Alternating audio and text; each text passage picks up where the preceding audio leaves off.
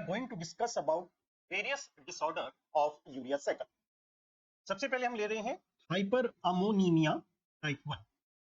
अगर हम देखें this disorders it occurs due to deficiency of very first enzyme carbamyl phosphate synthetase 1, जो कि इसका फर्स्ट रेट लिमिटिंग स्टेप है यूरिया साइकिल का.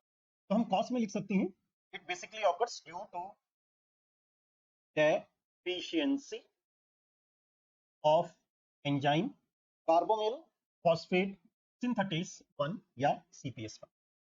अब इससे क्या होगा कि ये एंजाइम हमारे पास डेफिशिएंट हो गया नहीं है, तो बॉडी में ये जो अमोनिया की कंसंट्रेशन है इसकी कंसंट्रेशन बढ़ जाएगी, और क्योंकि पहली स्टेप पे ये पाथवे रुक गया है तो it result in very severe hyperammonemia. कि ब्लड में अमोनिया की कंसंट्रेशन बहुत ज्यादा बढ़ जाएगी. एंड वी नो दैट कि अगर ammonia it is really very toxic for the body, specially for the brain, और इतनी अमोनिया की कंसंट्रेशन होने के कारण we get an encephalopathy, and also the person goes in the hyperventilation state and ultimately इसमें निकल जाएगा इट रिजल्ट इन रेस्पिरेटरी एल्कालोसिस. तो अगर हम बात करें हाइपर अमोनिया टाइप 1 जो होता है आपका CPS1 the first rate limiting enzyme, क्योंकि पहले ही स्टेप पे एंजाइम की डेफिशिएंसी हो गई, इससे बॉडी में severe hyperammonemia, brain get affected result in encephalopathy and we get respiratory alkalosis देखने को. अगर हम एक जनरल बात करें, जैसे हम बात कर लेंगे इन्फेंट्स के अंदर या ओल्ड एज पर्सन के अंदर, अगर इस तरह की हाइपर अमोनिया हो जाती है तो in general if I talk about infants and old age person, so naturally due to the increased ammonia they get some neurological manifestations उनको देखने को मिलेंगे. कैसे कैसे they will get some neurological manifestation, जैसे slurred speech, वो सही तरीके से नहीं बोल पाएंगे, blurred vision, and in severe condition it may lead to the ataxia,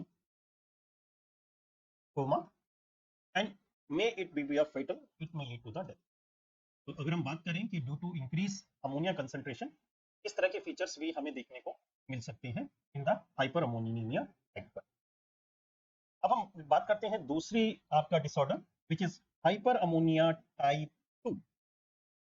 अगर इसके बारे में बात करें तो this occurs due to deficiency, enzyme का नाम रहेगा जी ornithine transcarbamylase. Means carbamoyl phosphate और ऑर्निथिन आपस में जुड़ के सिट्रुलिन बनाते हैं, उसके लिए एंजाइम चाहिए ऑर्निथिन ट्रांसकार्बोमाइलेज. तो अगर ये सेकंड एंजाइम यूरिया साइकिल का इफेक्ट हो जाए तो हमें सेकंड टाइप मतलब हाइपर अमोनिया टाइप 2 देखने को मिलेगी. And it occurs due to basically we can write due to deficiency of enzyme ornithine transcarbamylase. अब आप ये देखिए कि इस एंजाइम की डेफिशिएंसी हो गई बॉडी में, तो अल्टीमेटली अब क्या होगा कि ये कार्बोमिल फॉस्फेट की कंसंट्रेशन बॉडी में बढ़ने लगेगी, और एक स्टेज ऐसी आ जाएगी कि जब कार्बोमिल फॉस्फेट भी काफी सारा बन जाएगा, अब वो उसको लगा कि मैं आगे तो ब्रेक नहीं हो रहा हूं, तो वो वहीं पे स्टॉप लगा लेगा. तो अल्टीमेटली फिर इससे क्या होगा कि बॉडी में जो पीछे है अमोनिया वो बढ़ने लगेगा. तो अगर हम फीचर माने इसके अंदर we also get hyperammonemia, means कि ब्लड के अंदर अमोनिया की कंसंट्रेशन हमें ज्यादा देखने को मिलेगी. टाइप 1 में इट इज सीवियर टाइप, लेकिन टाइप 2 में we can write it is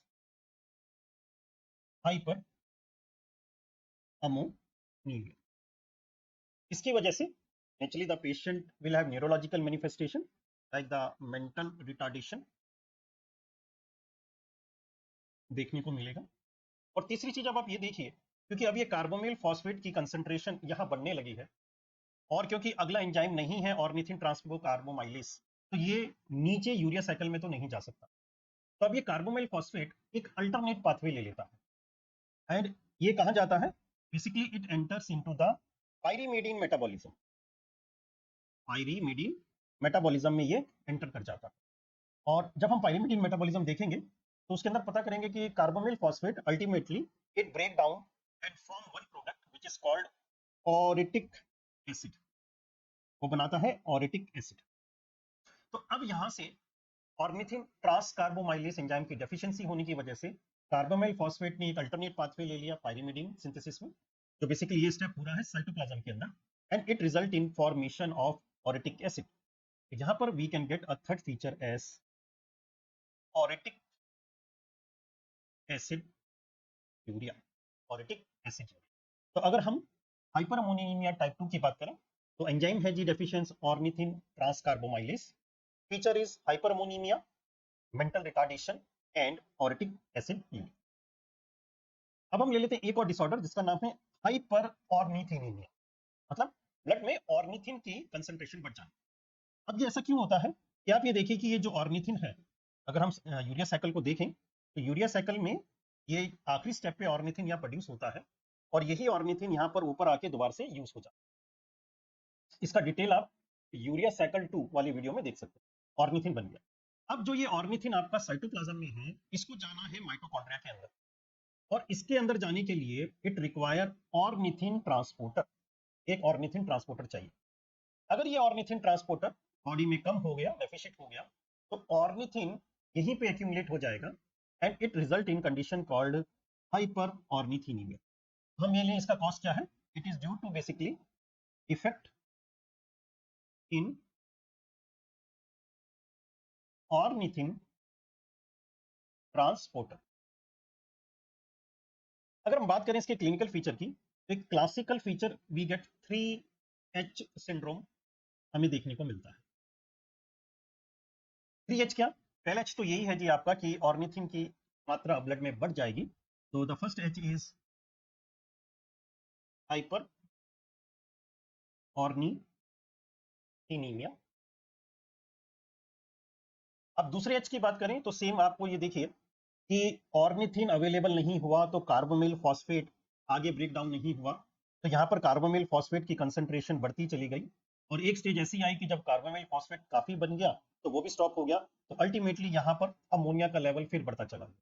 तो यहाँ पर अगर हम देखें तो इसके अंदर the third is H is sorry second H is increase in ammonia level, तो हम कहेंगे हाइपर अमोनीमिया, ये हमें देखने को मिलेगा। अब हम तीसरे एच की बात करें तो please very particular about that. Now again क्या है कि ये कार्बोमिल फॉस्फेट अब यहाँ पर क्या हो रहा है, एक्यूमुलेट होता जा रहा है। तो अब ये कार्बोमिल फॉस्फेट क्या करता है कि जब बढ़ जाता है तो इस कंडीशन में इट रिएक्ट विद लाइसिन, ये लाइसिन कार्बोमाइलेटेड हो जाता है and it result in formation of homocitrulline. तो तीसरी एच जो है, प्लीज रिमेंबर कि there is increase in concentration of homocitrullinuria, homocitrullinuria, ये आपको देखने को मिलेगा। This is the 3H syndrome. तो 3H में आपको क्या याद रखना है कि हाइपर ऑर्निथीमिया जो है, it basically occur due to defect in the ornithine transporter. 3H syndrome, first H is hyperornithinemia, second H is hyperammonemia and third H is homocitrullinuria, ये याद रखें।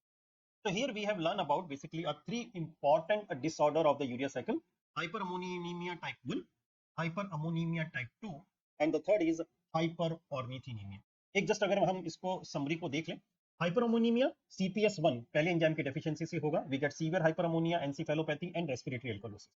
हाइपरअमोनीमिया टाइप 2 दूसरे एंजाइम की deficiency ornithine transcarbamylase से होगा, here we get hyperammonemia, mental retardation and orotic acid.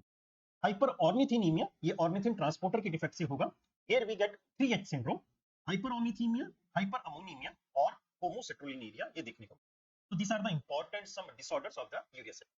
इसके बाद कुछ इसके कांसेप्ट्स की बात कर लेते हैं। इफ आई आस्क कि during the condition of starvation and during condition of high protein diet, जो एक्टिविटी होगी यूरिया साइकिल एंजाइम की वो क्या होगी? If I give you choice कि वो इंक्रीज करेगी या डिक्रीज करेगी या कोई इफेक्ट नहीं आएगा या कुछ भी आ सकता है आइदर, तो आप क्या मार्क करेंगे, क्या सोचेंगे? ठीक है, कि जब स्टारवेशन की कंडीशन होती है आखिरी में, तो जो मसल्स का प्रोटीन है वो टूटने लगता है, जिसको हम कैचेक्सिया भी कहते हैं। और नेचुरली है, जब ज्यादा अमीनो एसिड बॉडी में प्रोड्यूस होगा तो ज्यादा अमोनिया प्रोड्यूस होगा, तो उसको हमें ज्यादा करने के लिए, बॉडी में फिक्स करने के लिए यूरिया में यूरिया साइकिल की एक्टिविटी बढ़ जाएगी।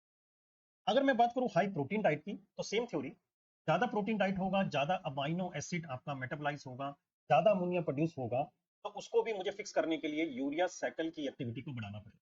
तो आप देखिए कि थोड़ा अजीब है कि या तो आप एक्सट्रीम स्टारवेशन की कंडीशन में हैं और या एक आप अच्छे से हाई प्रोटीन डाइट में हैं। दोनों सूरतों में please remember it will increase the activity of the urea cycle increases. ये आप याद रखें। अगर इसी क्लिनिकल एप्लीकेशन की बात करें तो नॉर्मली ब्लड में अमोनिया का लेवल आपका होता है जी 20 to 40 माइक्रोग्राम पर डेसीलीटर। हम कैसे देख सकते हैं? एक एंजाइमेटिक मेथड आप याद रख सकते हैं, the name is glutamate dehydrogenase. Glutamate dehydrogenase से आप इसको याद रख सकते हैं। अगर हम ट्रीटमेंट की बात करें, अब ट्रीटमेंट में क्या है कि जो एक्स्ट्रा अमोनिया है जो प्रोड्यूस हो रहा है, हमें उसको बॉडी से बाहर निकालना। अब एक तो पहले मेन तो है कि यूरिया साइकिल, यूरिया से बाहर निकल जाएगा, लेकिन यहां पर कुछ डेफिशिएंसी की एंजाइम्स की वजह से यूरिया नहीं बॉडी में प्रोड्यूस हो पा रहा। तो हम क्या कहते हैं, हम एक दूसरा रूट ले लेते हैं कि यूरिन के थ्रू इस अमोनिया को निकाल देते हैं, and that is called acylation therapy, scavenging of ammonia. इसके अंदर हम दो ड्रग्स को इस्तेमाल कर सकते हैं। एक है जी सोडियम बेंजोएट। वो क्या करता है कि जो अमोनिया ग्लाइसिन लेके आता है, ग्लाइसिन अमोनिया को कैप्चर करता है, सोडियम बेंजोएट के साथ रिएक्ट करेगा एंड इट रिजल्टिंग हिप्पूरिक एसिड जो यूरिन के अंदर एक्सक्रीट आउट हो जाएगा। तो इस तरह से जो एक्स्ट्रा अमोनिया है वो निकल जाएगा। दूसरा है अमोनिया, अगर हम बात करें कि जो एक्स्ट्रा अमोनिया है ग्लूटामीन के रूप में, ग्लूटामीन लेगा और यहाँ पर हम देंगे फिनाइल ब्यूटाइरेट। तो फिनाइल ब्यूटाइरेट ग्लूटामीन के साथ रिएक्ट करके बनाएगा फिनाइल एसिटाइल ग्लूटामीन और इससे ये यूरिन में एक्सक्रीट आउट हो जाएगा। तो naturally with the help of sodium benzoate and phenyl butyrate, ये दोनों की दोनों चीजें हेल्प करती हैं एक्स्ट्रा अमोनिया को यूरिन के रास्ते में निकालने। सो अब वही है जी एक थोड़ा सा ऑन ए फनी साइड कि एक बार एक शायर साहब माशुका के घर के बाहर सुसु करते हुए पकड़े गए। अब जज साहब ने पूछा जी शायर साहब आपने ऐसा क्यों किया? अब शायर साहब तो शायर साहब थे, उन्होंने कहा कि तेरे इश्क में इतना दुखी है कि अब आंसू भी निकलते हैं रास्ते बदल बदल के।